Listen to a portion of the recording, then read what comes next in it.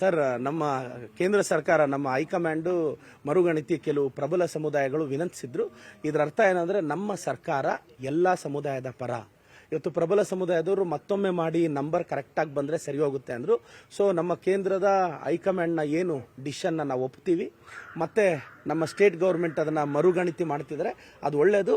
ಪ್ರಬಲ ಸಮುದಾಯಕ್ಕೆ ನಮ್ಮ ಸರ್ಕಾರ ಕೊಡ್ತಿರೋ ಗೌರವ ಅಂತ ನಾನು ಭಾವಿಸ್ತೀನಿ. ಸರ್, ಯಾವತ್ತೂ ಅಷ್ಟೇ ಪವರ್ ಪಾಲಿಟಿಕ್ಸಲ್ಲಿ ಮುನ್ನಡೆ ಹಿನ್ನಡೆ ಇರಲ್ಲ, ಇಲ್ಲಿ ಕಾಂಪ್ರಮೈಸೇ ಇರುತ್ತೆ. ಪವರ್ ಪಾಲಿಟಿಕ್ಸಲ್ಲಿ ಒಂದು ಹೆಜ್ಜೆ ಇಳಿಲೇಬೇಕಾಗುತ್ತೆ, ಒಂದು ಹೆಜ್ಜೆ ಹತ್ತಲೇಬೇಕಾಗುತ್ತೆ. ಇದರರ್ಥ ಹಿನ್ನಡೆ ಅಂತ ಯಾಕೆ ಅನ್ಕೊಂತೀರಾ?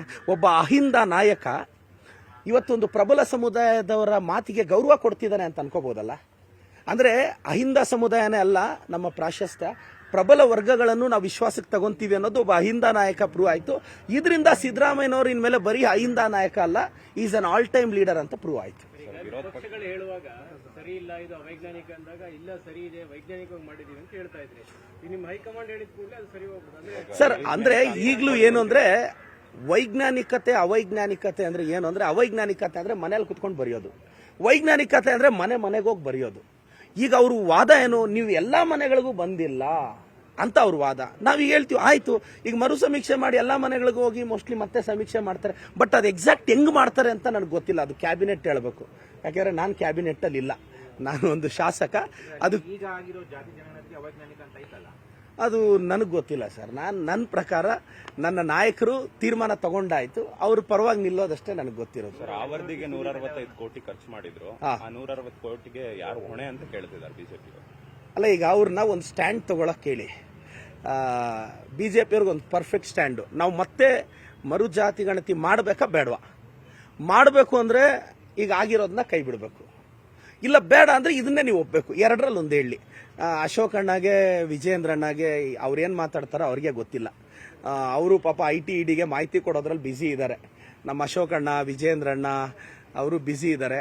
ಯಾಕೆಂದ್ರೆ ಇಂಡಿಯನ್ ಪಾಲಿಟಿಕ್ಸ್ ಅಲ್ಲಿ ತುಂಬಾ ಕ್ಲೀನ್ ಟ್ರಾನ್ಸಾಕ್ಷನ್ ಇದ್ರೆ ಅದು ಅಶೋಕ್ ಅಣ್ಣಂದು, ವಿಜೇಂದ್ರ ಅಣ್ಣಂದು.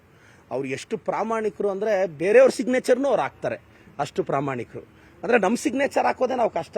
ಒಂದು ಚೆಕ್ ತಂದಿಟ್ರೆ ನಮ್ಮ ಸಿಗ್ನೇಚರ್ ಹಾಕಕ್ಕೆ ನಾವು ಭಯ ಬೀಳ್ತೀವಿ, ಹೆಂಗೋ ಏನೋ ಅಂತ. ಅವ್ರು ಬೇರೆಯವ್ರ ಸಿಗ್ನೇಚರು ಹಾಕ್ತಾರೆ.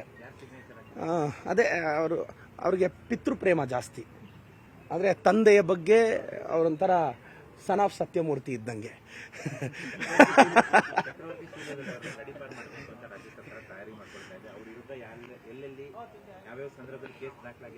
ಇಲ್ಲ, ನಾನು ಚಕ್ರವರ್ತಿ ಸೂಲಿಬೇಲೆ ಬಗ್ಗೆ ಮಾತಾಡಲ್ಲ. ನನ್ನ ಲೆವೆಲ್ ಅಶೋಕ್, ವಿಜೇಂದ್ರ ಅವ್ರ ಬಗ್ಗೆ ಮಾತಾಡ್ತೀನಿ. ನನ್ನ ಲೆವೆಲ್ ಅವ್ರ ಬಗ್ಗೆ ಮಾತಾಡಿದ್ರೆ ಸೂಕ್ತ ಅಂತ ನಮ್ಮ ಕಾರ್ಯಕರ್ತರು ಮಾತಾಡ್ತಾರೆ. Thank you sir. ಕನ್ನಡಿಗರ ಮೆಚ್ಚಿನ ನಿಮ್ಮ ನ್ಯೂಸ್ 18 ಕನ್ನಡ ಈಗ ವಾಟ್ಸ್ಆಪ್ನಲ್ಲಿಯೂ ಲಭ್ಯ. ಕರ್ನಾಟಕ ಮತ್ತು ದೇಶ ವಿದೇಶದ 360 ಡಿಗ್ರಿ ಸುದ್ದಿ ವಿವರವನ್ನ ನೀವು ನಿಮ್ಮ ಕೈ ಬೆರಳುಗಳಲ್ಲಿಯೇ ಪಡೆಯೋದಿಕ್ಕೆ ಈ QR ಕೋಡ್ ಅನ್ನ ಸ್ಕ್ಯಾನ್ ಮಾಡಿ. ನಮ್ಮ ಚಾನೆಲ್ ಅನ್ನ ಫಾಲೋ ಮಾಡಿ, ನೋಟಿಫಿಕೇಶನ್ ಆನ್ ಮಾಡಿ.